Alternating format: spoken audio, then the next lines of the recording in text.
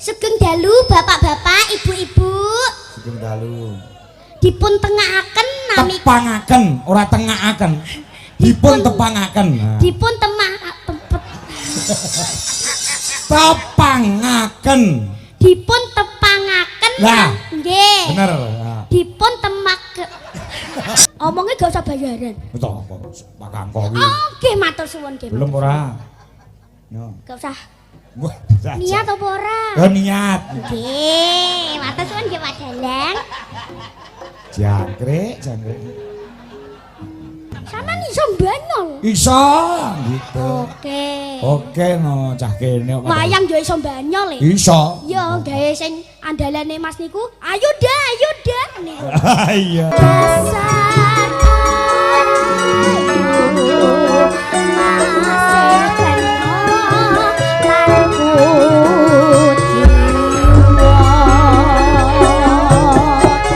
Disupati para kanca.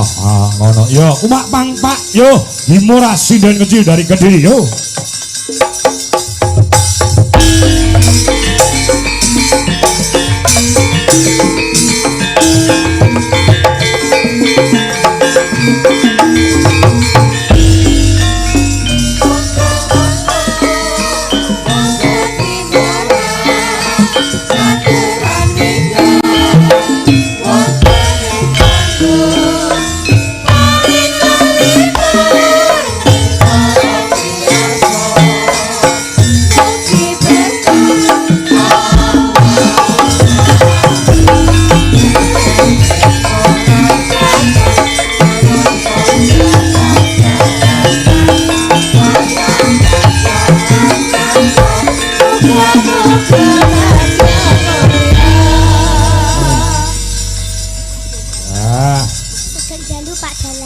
Sugeng dalu Dek Kimora. Nggih. Nah, pripun sehat Nduk Cahayu? Sehat. Sehat. Niki gen dibanterke Pak Agus tukang son mik kula dibanterne Pak Agus. Pak Agus mik kula dibanterke nggih. Ya.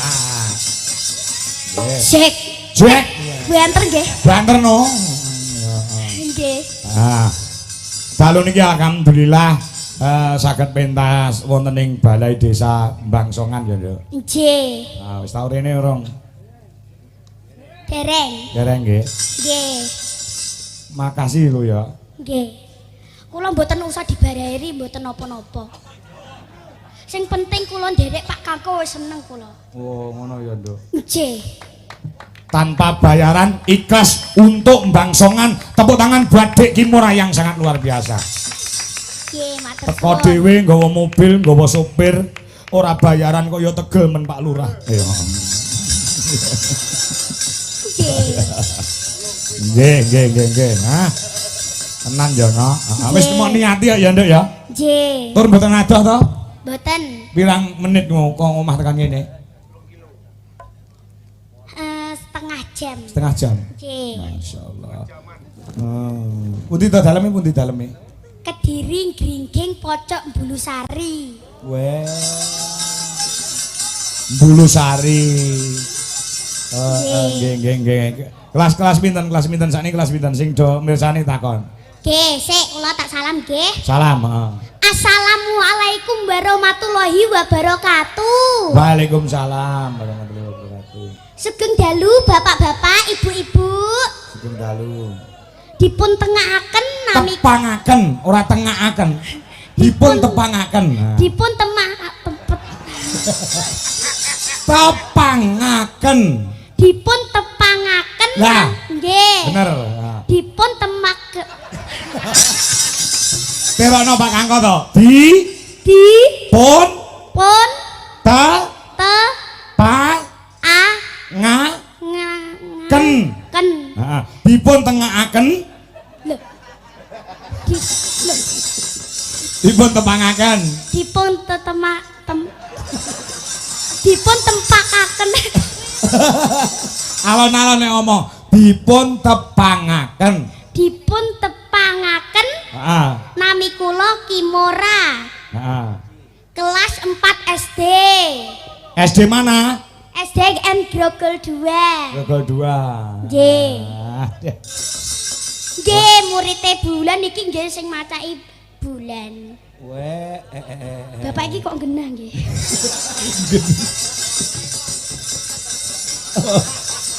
Disawer. Iya. Boten bayaran disawer. Nggih. Nggih. Nggih. Oke. Nggih. Boten usah disangoni kula engko. Oh iya, iya. Nggih. Aduh. Iya, Oh, nggih. Keren, Nduk. Napa? Saka Pak Kades. Kades. Diparingi. Buka ora? Buka toh. Oh, buka. Lagi dibuka ora penasaran. Penasaran ku ndak penasaran ya. Nggih. Nah. Saking Pak Kades maringi 200.000. Nggih, matur suwun nggih Pak Kades. Nggih, sami-sami. Mugi-mugi uripe sehat, terus rezekine kuwatah. Nduk, sik Nduk. Nek karo piyai sepuh ki aja uripe. Mugi-mugi gesangipun. Oh, mugi-mugi gesangipun Heeh. Pinaringan pinaringan sehat nggih. Mugi-mugi rezekine lancar, nyawer kula maneh. Terus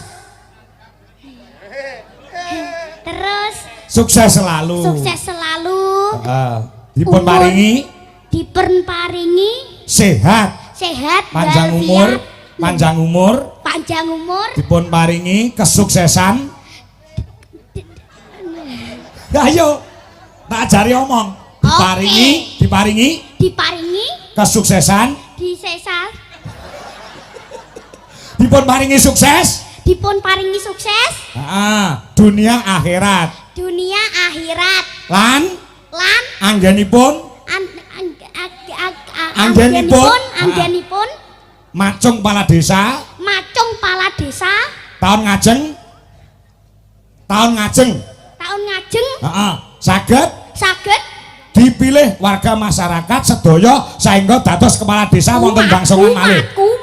Kumat ngopo? Alon-alon Pak Dalang. Ya. Dados kepala desa malih wonten Bangsongan. Allahumma amin. Wis. Nggih. Nembang ya saiki. Nggih. Wong atus kok Pak Lurah kok. Tak gosek ya. Gosek. Kok pamane nek nyawerne. Iya. Arep nembang apa, Cahyu? Ngimpi. Loh, Ngimpi. Nggih. Niki kula kuwi napa? Nggih. Apa? Niki kula nyanyine niki gara-gara kula keinget kula rekaman teng Enis Production. Oh, ngono. Nggih. Tau rekaman to? Nggih. Iya. Nggih. Ngamboro ing ngono to? Nggih. Aduh, nggih. Oke. Ya. Oh, alah. Ya Sal, nembange tak pengen suaramu pamerno suaramu karo sing mirsani sing Siap. Semangat toh, sing ngendang Mas Kasih lho.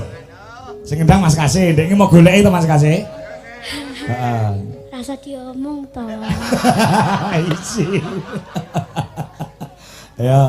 Sida nyanyi apa ora? Sida. Oke. Kadung entuk 200 ora sida. Nggih. Ngambara ing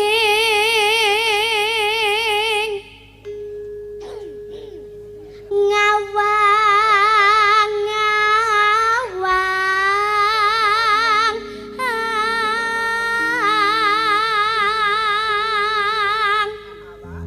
sampeyan kok ndeloki aku sampeyan kok ndeloki aku terus to? Heeh, suaramu apik kok, Nduk. Nadyan to nuwun sewu ya. Suaramu ki ora banter banget ning suaramu karo laras ki pas. Nggih. Dirungokne kepenak, ora kemrungsung, ora kesusu lek nyuwara ki dinikmati nadyan to bentukmu kaya dangkel jati. Dadi sampean kok ngenyek to? ora. Ya pancen sik cilik yo ngono kuwi sok gedhe ya wis kaya Mbak Niken ngono. Nggih.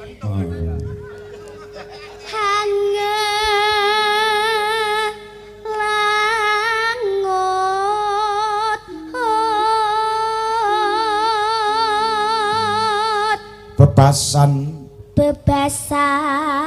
tanpa nganggo seretan tepi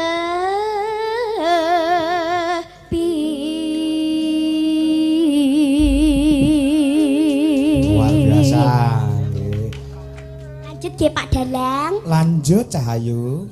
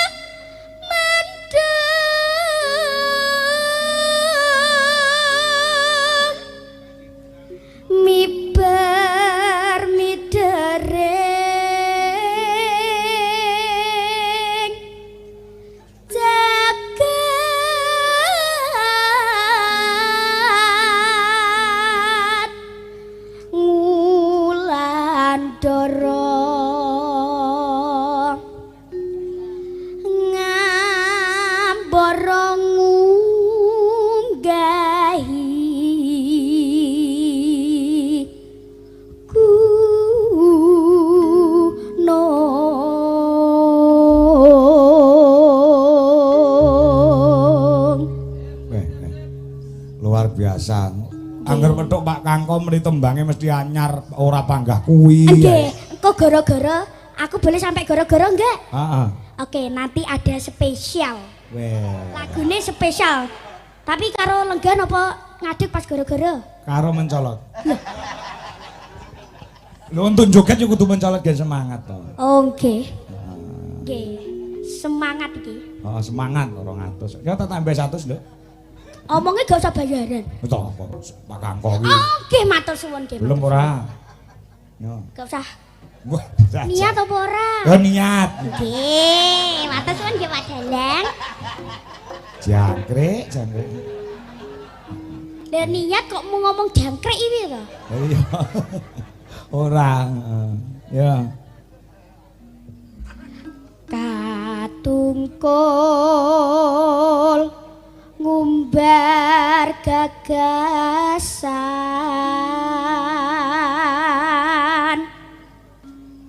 sak temah kinawa ngimpi.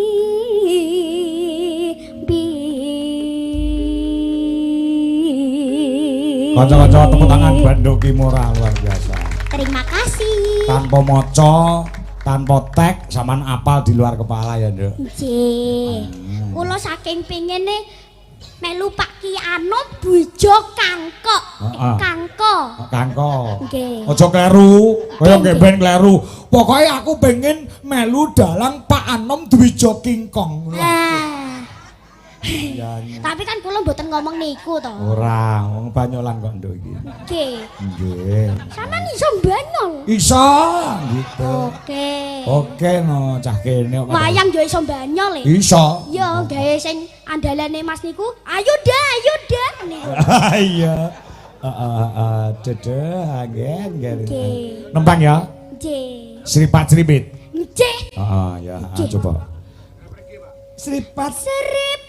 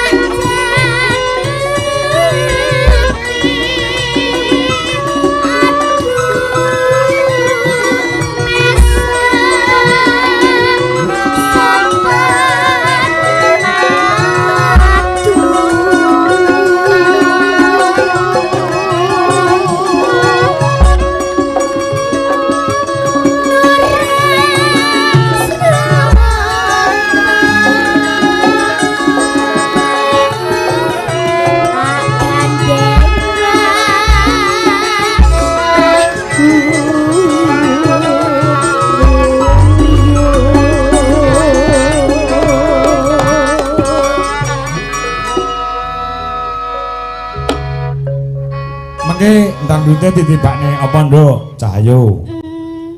Dangdute. Heeh. Podang kuning. Heh? Podang kuning. Request napa nggih? Niki wonten sing nyuwun podang kuning saking CV Sekar Wangi Jaya. Menika saking Jakarta, saking Pak Slamet, pengusaha atau perusahaan Sekar Wangi Jaya niki podang kuning sing disuwun. Podang kuning nggih mboten napa-napa. Apa anggian? Nggih. Masyaallah. Pas fit-fite. Apa? Pas fit-fit pas fit-fite. Pas fit-fite ya. Nggih. Pas sehat-sehate ngono ya. Nggih. Nah, nggih. Iya.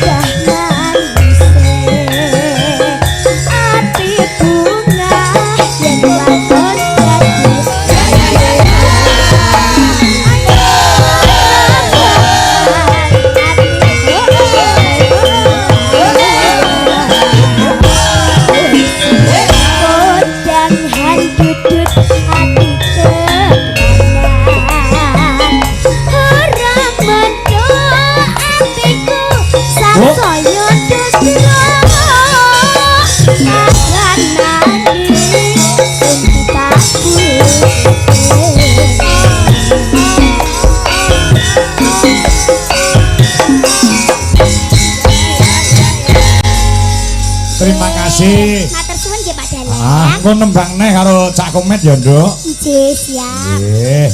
Aduh.